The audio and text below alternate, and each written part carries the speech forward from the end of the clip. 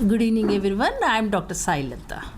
మాకు one of the complaints ఏంటంటే, doctor గారు మా అమ్మాయి 12-13 ఇయర్స్ ఉంటుంది, కానీ ఇప్పటివరకు మెచ్యూరిటీ అవ్వలేదండి, అంటే అది భయం వేసి తీసుకొచ్చాము అని అంటారు.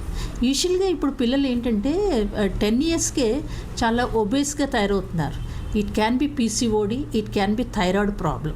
సో వీటితోటి తొందరగా అంటే మెచ్యూరిటీ అయిపోతున్నారు 10 ఇయర్స్కే పిల్లలకి. పాపం వాళ్ళు చాలా కష్టపడుతున్నారు కూడా. దే ఆర్ స్టిల్ అంటే బేబీ ఫేస్డ్ బాడీస్ కింద తయారైపోతున్నారు, ఒబేస్గా ఉంటున్నారు, మెచ్యూరిటీ కూడా అయిపోయి ఆ మెన్సెస్లో కూడా చాలా ఇబ్బందులు పడుతున్నారు.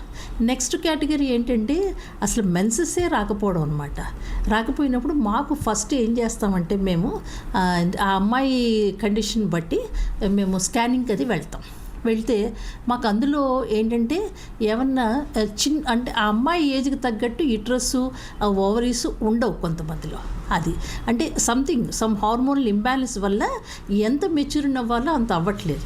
సో సఫిషియెంట్ మెచ్యూరిటీ లేక కూడా అమ్మాయి బ్యాక్లాగ్లా ఉందన్నమాట. అది ఒక ప్రాబ్లం. ఇంకొకళ్ళు ఏంటంటే స్ట్రీక్ గోనాడ్స్ అంటారు.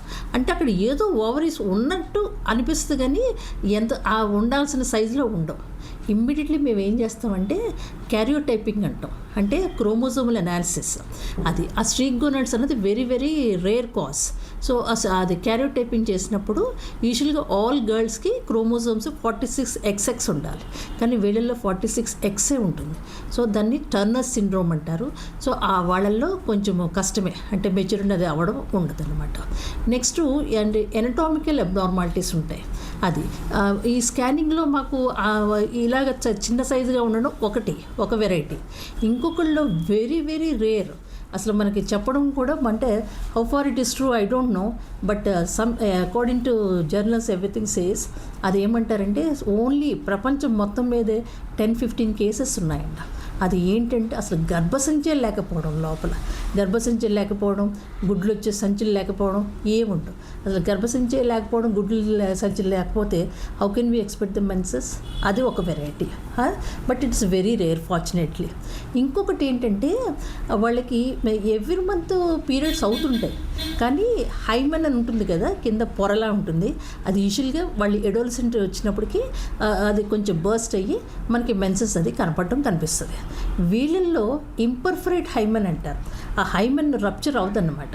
అవ్వనప్పుడు ఏమవుతుందంటే లోపల ఎవ్రీ మంత్ పీరియడ్స్ వచ్చేసి ఆ బ్లీడింగ్ బయటికి పోకుండా లోపలే కలెక్ట్ అవుతూ ఉంటుంది. సో ఆఫ్టర్ 4-5 months తర్వాత ఏమవుతుందంటే కింద పొట్ట కొంచెం ఉబ్బడము, అది దాని కెపాసిటీకి మించి రావడం వల్ల సైక్లికల్ పెయిన్ అంటాం.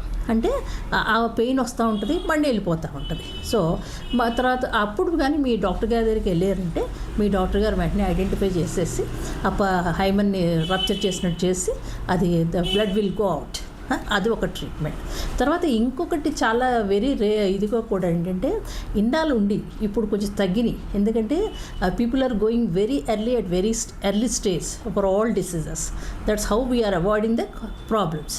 టైఫాయిడ్ అని ఉండేది అనమాట. అది because of the extreme heat, temperatures చాలా ఎక్కువ ఉంటాయి కాబట్టి ఆ టెంపరేచర్స్కి ఎక్స్పోజ్ అయినప్పుడు ఏదన్నా కూడా ఆ ఓవరీస్కి టాక్సిక్ మెడిసిన్స్ తీసుకున్నప్పుడు ఆ ఓవరీస్ మొత్తం అంటే ఇదైపోతాయి, అంటే ఫంక్షన్ లూజ్ అయిపోతాయి అనమాట. That is called premature ovarian failure. అది చేస్తాం. తర్వాత ఇంకా చాలా మందిలో ఏంటంటే అలాంటి వాళ్ళకి హార్మోనల్ టెస్ట్ పంపిస్తాం. అంటే ఈ రిప్రొడక్టివ్ హార్మోన్స్ అంటారు. అవి పంపించినప్పుడు అవి మామూలు లెవెల్ కన్నా చాలా హై లెవెల్స్, అంటే ఆల్మోస్ట్ మెనోపాజ్ వచ్చినప్పుడు ఎంత ఉంటాయో అంత ఉంటాయి. Then we'll decide that it is a case of premature ovarian failure. So ఇలాంటి ప్రాబ్లమ్స్ అన్నీ ఉంటాయి కాబట్టి మీరు వెంటనే కూడా ఇలాంటి ప్రాబ్లమ్స్ ఉన్నప్పుడు మీ డాక్టర్ గారిని కన్సల్ట్ చేయండి. అది థ్యాంక్ యూ వెరీ మచ్.